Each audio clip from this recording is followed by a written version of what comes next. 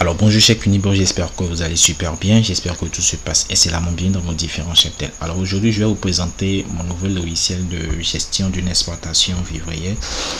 Ce logiciel vous permettra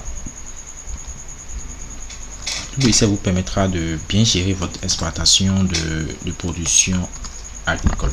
Donc, si vous êtes dans la production agricole et que vous êtes en train de faire une production, vous êtes en train de faire la culture du maïs, du soja et autres, ce logiciel va vraiment vous aider. Ça continue d'être basique, mais cela va vraiment vous aider dans votre cheptel afin de savoir si vous êtes rentable ou pas, la rotation de culture, les dépenses que vous aurez à faire, les ventes et autres. Alors sans plus tarder, je vais vous présenter le logiciel. Ici nous avons la partie technique qui contient pas mal d'informations que vous allez remplir. Le logiciel va se charger de faire des calculs automatiques. Nous avons la partie dépenses, la partie vente et la partie évaluation de la rentabilité. Donc je vais repartir sur la partie gestion technique et je vais essayer de remplir le formulaire et vous allez voir.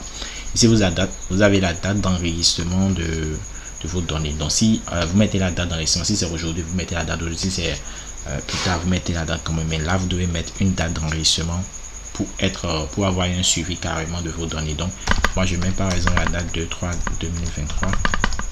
Et ici, nous avons le nom de la parcelle. Là, vous devez mettre un nom pour pouvoir repérer votre parcelle plus tard. Ça vous permettra de savoir quelles sont les cultures que vous avez déjà fait sur votre parcelle là. Et de savoir si vous devez remettre la même culture sur votre sol ou pas. Donc là, vous devez mettre le nom, attribuer un nom à votre parcelle pour pouvoir vous identifier, pour pouvoir identifier vos différentes parcelles en fait. Puisqu'il y a certaines personnes qui ont plusieurs parcelles, ils sont en train de morceler les parcelles, ils morcellent les parcelles pour faire des cultures. Donc vous devez absolument donner un nom à vos parcelles pour pouvoir vous faire truc là plus tard, pour ne pas vous perdre plus tard. Donc moi je vais mettre carrément la parcelle A. Ici culture précédente. Si sur la parcelle A vous avez déjà fait une culture précédente, là vous allez mettre le nom de la culture là. Si vous n'avez pas encore fait de culture, vous ne mettez rien là et autres. C'est comme si vous voulez actuellement faire le maïs sur votre parcelle A et que avant vous avez eu à faire le soja. Donc vous mettez le soja là et après vous mettez le maïs sur la culture actuelle. Cela vous permettra de voir si vous êtes en train de faire la même culture dans la même année ou de ne pas trop épuiser le sol, parce que le fait de faire la même culture sur un même sol va épuiser le sol.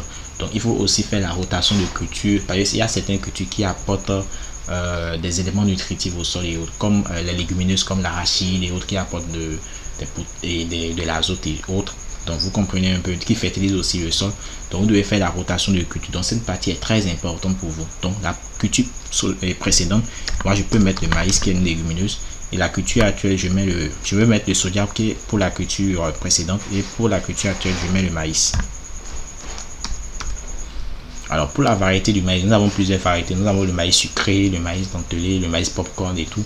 Moi je suppose que j'ai fait le maïs sucré ici. Donc la date de semis, si c'est la même date que la date d'enregistrement, vous mettez la même date. Si c'est pas la même date, que la date est changée, vous mettez la date de semis. Donc moi je remets la même date là. Alors là nous avons écartement entre lignes et poké. Ce que ça veut dire, c'est que lorsque vous allez semer les graines entre deux trous, l'écartement qu'il faut, et entre deux plans d'écartement qu'il faut, c'est très important ici pour que le logiciel calcule le nombre de graines que vous aurez à utiliser sur la superficie que vous aurez à emblaver. C'est très important. Donc pour faire ce genre de culture, vous avez forcément besoin de connaître les écartements, sinon vous n'aurez pas les plans qui sont bien vigoureux, qui vont donner de bons fruits en fait. Par exemple, si on prend le maïs, c'est 0,80 x 0,40. Si vous ne respectez pas ça, c'est la superficie vitale d'un plant de maïs. Si vous ne respectez pas ça, cela ne va pas bien se développer en fait et de donner des maïs. Donc, les épis de maïs, donc c'est très important de connaître cette partie-là. Donc, écartement, moi j'ai choisi le maïs. Donc, l'écartement entre lignes, c'est 0,80 et l'écartement entre poké, c'est 0,40. Je pense bien. Alors, le nombre de graines par poké, si dans un trou vous voulez semer combien de graines, d'autres peuvent semer 3 graines par poké pour essayer de... Ceux qui sèment 3 graines par poké, c'est pour s'assurer qu'au moins il y aura 2 graines qui vont germer. Une graine par poké, c'est pas mal, mais il peut arriver que la graine ne germe pas. Donc, c'est la raison pour laquelle les gens mettent 2 graines par poké, 3 graines par poké pour s'assurer au moins qu'il y a une graine qui est germée. Donc moi je vais mettre par exemple 2 graines par poké ici. Donc je mets 2 graines. Alors la superficie que vous voulez emblaver en superficie en hectares, si c'est 1 hectare vous mettez 1, si c'est 2 hectares vous mettez 2, si c'est 3 hectares vous mettez 3. Donc moi je mets 2 hectares. Vous avez vu ici au niveau de la densité, ça vous met 125 000 graines que vous aurez à semer sur 2 hectares. Ça veut dire quoi? C'est que lorsque vous avez dit que vous allez mettre 2 graines par bouquet. Donc si vous voulez mettre 2 graines par bouquet et c'est sur 2 hectares, vous aurez besoin de 125 000 graines de maïs sucré pour emblaver toute la superficie.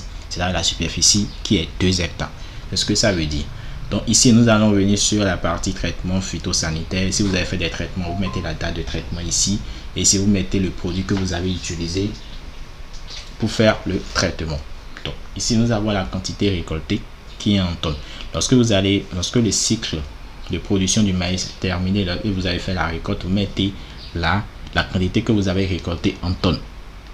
La quantité que vous avez récoltée ici en tonnes. 1 kg égale à 1 tonne. 1 tonne est égale à 1000 kg. Donc vous mettez la quantité que vous avez récoltée ici en tonnes.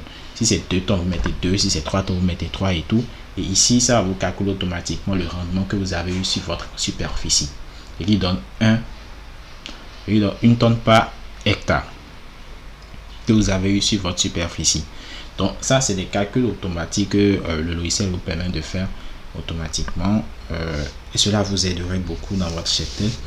Et ici, vous aurez les dépenses, les recettes, les dépenses que vous avez à faire de semences, engrais et les autres dépenses que vous aurez enregistrées.